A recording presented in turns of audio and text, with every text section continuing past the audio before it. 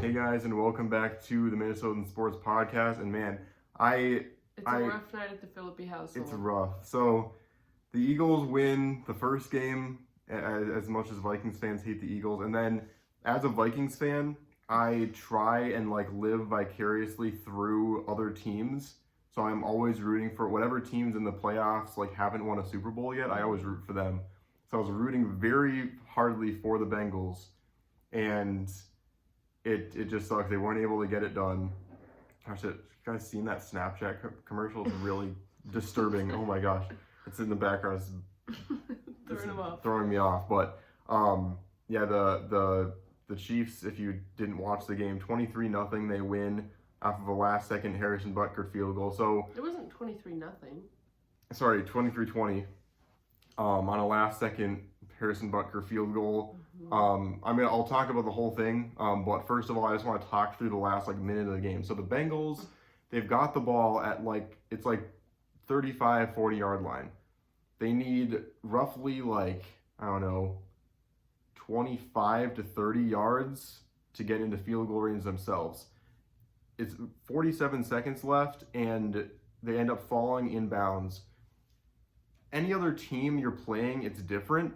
But this is the Kansas City Chiefs we're talking about here. And I get that there was a run back on that punt return, but either way, you've got the Kansas City Chiefs who are just, 14 seconds left in that game versus the Bills last year. They came back and still got in field goal range. This is the team that you do not want to give any time coming back down. And of course, obviously the Bengals are thinking of the fact that, yes, if they get in field goal range, it doesn't matter. But still, you don't need that much time. If you just need to get 25 to 30 yards. You don't need that much time. Even if you run the clock down to 30 seconds and take a timeout there on that 2nd and 8, and you can watch back and see what I'm talking about if you don't remember the exact play. But if you run it down to 30 seconds, that still gives you 5 to 6 plays. You still have 2 timeouts left at that point to get into field goal range yourselves.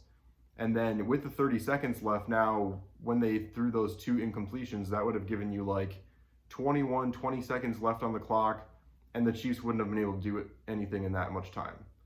Or at least it would have been a lot more difficult. And then after that, you've got the really unfortunate situation with Joseph Osai.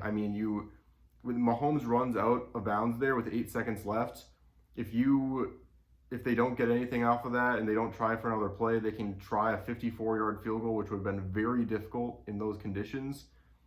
And of course, Osai pushed him late out of bounds, which I really feel bad for him.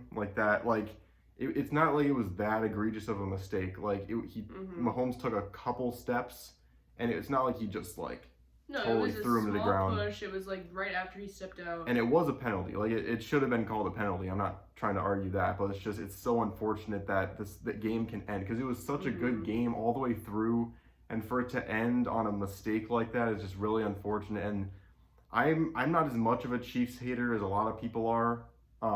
I will be rooting for the Chiefs over the Eagles in the Super Bowl, but still, it's just a little bit.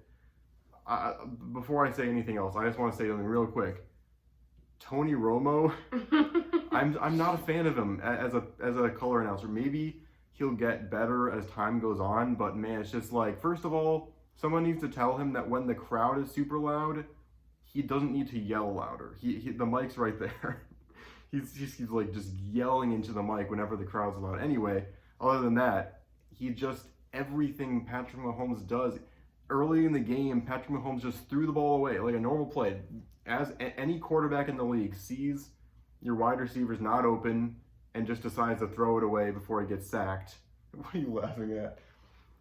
Any quarterback would do that. He throws the ball away, and then Romo just goes on and says, "What a smart play by Mahomes." I understand. I do think that Patrick Mahomes is the best quarterback in the league when he's healthy. I will not dispute that. But there's no other quarterback in the league that gets that much, even close to that much credit. Anytime, even if there's a mistake made, they find a way to make it something good Mahomes did. I'm just not a big fan of Romo. He talks too much for a color commentator. I just am not a fan of him. Anyway, the whole rest of the game, Mahomes' ankle was high ankle sprain was definitely something that was a point of contention. and he had to work through that all game. It was very impressive. As much as I get annoyed when the media talks about Mahomes the way they do, like he's like the second coming of Christ or something, I still do really respect the way he plays, and that was a really good game he played.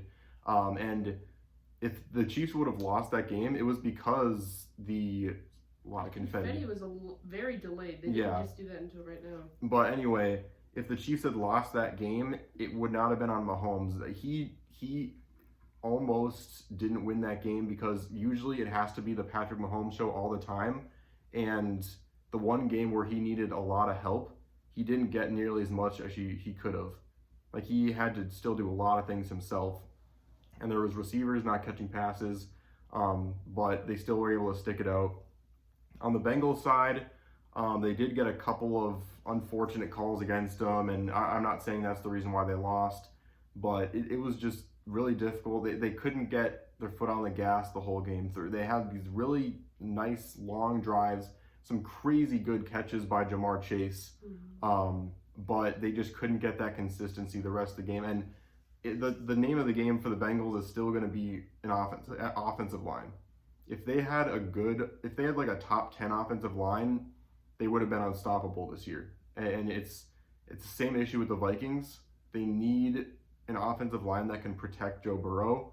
And if you get Jamar Chase a good amount of time to make a play every play, he will get open. So in the future, in this offseason, the Bengals need to just solidify their offensive line, do whatever it takes. A good offensive line will win the Bengals the Super Bowl next year, in my opinion. Yep. They'd even leap over the Bills. But yeah, tough way for the Bengals to end their season on a really rough mistake. I hope Osai can come back from that and play even better next year because he did have a good year. Just a really unfortunate mistake. But the Chiefs have been playing really good all year. They deserve to be in the Super Bowl. Honestly, so do the Eagles. I mean, they've all worked very hard, even though they're not the most likable teams for us. Yeah, so it'll be an entertaining Super Bowl to watch. I'm gonna just try and put down my hate for the Eagles and the annoying Patrick Mahomes stuff, and I'm just gonna try and watch the game. Two really good teams going at it. It's gonna be a good Super Bowl. There's been way worse Super Bowls in the past, and I'd rather it be a Super Bowl between two really good teams that I hate than a Super Bowl between a team that's going to blow out the other team or just two bad teams. So I'll take it. And I'll do a lot of analysis of the Super Bowl in the coming few days, or actually the next couple weeks. I'm not entirely sure when I'm going to come out with my predictions video. And then after that, I'm not going to talk about what happens in the dark ages of between seasons yet, but there'll be a lot of stuff coming too. So thanks a lot so much for watching, and I'll see you on the flip side.